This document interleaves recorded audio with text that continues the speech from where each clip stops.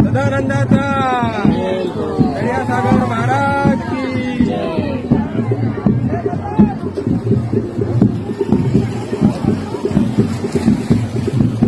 हे दर्यासागरा तुला यो मानाचा नारोल आम्ही अर्पण केला नारळी पुनवेचा.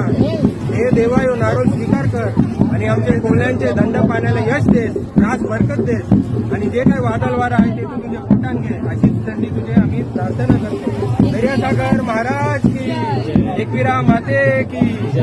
पौर्णिमेच्या हार्दिक शुभेच्छा.